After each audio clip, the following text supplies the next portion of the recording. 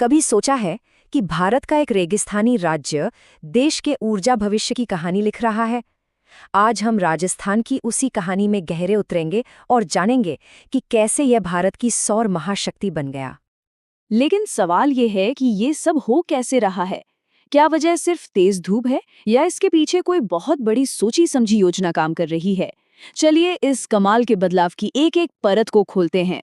देखिए, राजस्थान की सफलता को समझने के लिए हमें पहले भारत के बड़े लक्ष्य को देखना होगा। ये सब एक बहुत बड़े सपने का हिस्सा है और वो सपना है स्वच्छ ऊर्जा का। जैसा कि इस रोडमैप पर दिख रहा है, 2030 तक 500 गीगावाट क्लीन एनर्जी और 2070 तक नेट जीरो। ये कोई छोटे मोटे लक्ष्य नहीं है। इतने बड़े पैमाने पर बिजली बनाने के लिए भारत को अपने सबसे चमकीले सितारे की तरफ तो देखना ही था। और वो सितारा है राजस्थान, जो अब भारत का सोलर एनर्जी हब यानी सौर ऊर्जा का केंद्र बन चुका है। तो चलिए देखते हैं कि आखिर क्यों ये रेगिस्तानी राज्य इस क्रांति को लीड करने के लिए सबसे सही जगह है।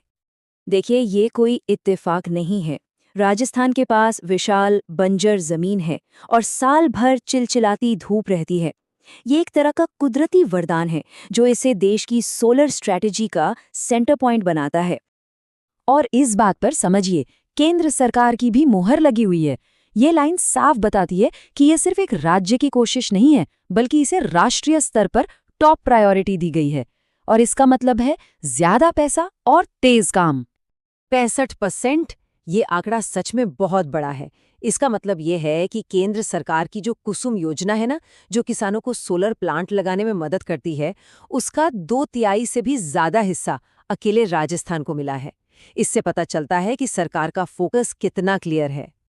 तो ठीक है, ये तो हो गई पॉलिसी और आंकड़ों की बातें, पर असल में जमीन पर क्या हो रहा है? आइए दो बिल्कुल अलग तरह के प्रोजेक्ट्स को देखते हैं, एक जो खेतों में है और दूसरा जो एक विशाल ग्रिड का हिस्सा है। सबसे पहले बात करते हैं कुसुम योजना की। ये स्कीम सीधे सीधे किसानों को ताकत देती है। सोचिए, अब किसानों को सिंचाई के लिए दिन में बिजली मिलेगी। इससे उनकी निर्भरता भी कम होगी और लागत भी।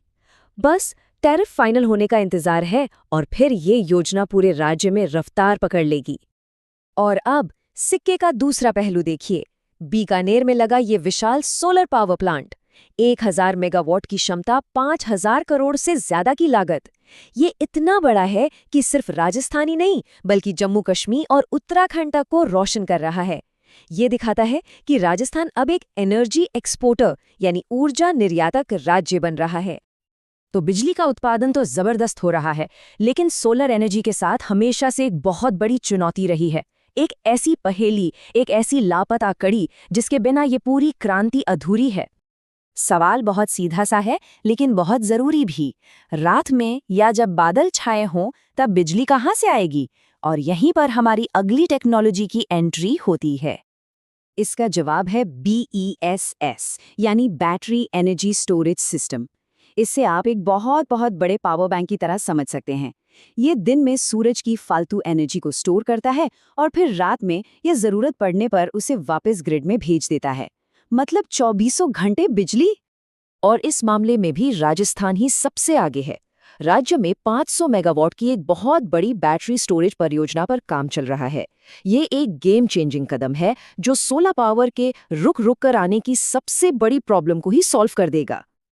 और हाँ, ये सिर्फ कोई कागजी प्लान नहीं है, बल्कि हकीकत बन रहा है। जैसा कि आप देख सकते हैं, सरकार ने इसकी लागत और दरों को भी मंजूरी दे दी है। इसका मतलब है कि इस विशाल स्टोरेज प्रोजेक्ट को जमीन पर उतारने का रास्ता अब बिल्कुल साफ है। और ये सिर्फ एक प्रोजेक्ट की बात नहीं है, ये एक बड़ा नीतिगत बदलाव है। ये चार्ट देखिए। नियम ये बना दिए गए हैं कि ऊर्जा भंडारण की क्षमता 2025 के 1.5% से बढ़कर 2030 तक 4% हो जानी चाहिए। ये एक बहुत तेज और जरूरी बदलाव है। तो हमने देखा कि राजस्थान बिजली बना भी रहा है और उसे स्टोर भी कर रहा है। पर इन सब का राज्य, यहाँ के लोगों और पूरे देश के लिए असल में मतलब क्या है? चलिए इस बड़े असर को समझते हैं। तो इसे ऐसे समझिए, कुसुम योजना से किसानों को दिन में बिजली मिल रही है। बैटरी स्टोरेज से हमारा पावर ग्रिड ज्यादा मॉडर्न और स्टेबल हो रहा है। और ये सब कदम मिलकर भारत को अपने राष्ट्रीय जलवायु लक्ष्यों को हासिल करने में मदद कर रहे हैं। राजस्थान ने ये तो साबित कर दिया है कि अगर सही सोच, टेक्नोलॉजी और नीति एक साथ मिल जाएं तो एक स्वच्छ ऊर्जा का भविष्य बनाया जा सकता है। अब सवाल ये है कि बिजली बनाने और उसे स्टोर करने दोनों में लीडर बनने के बाद राजस्थान की ये ऊर्जा क्रांति देश को आगे कहाँ लेकर जाएगी।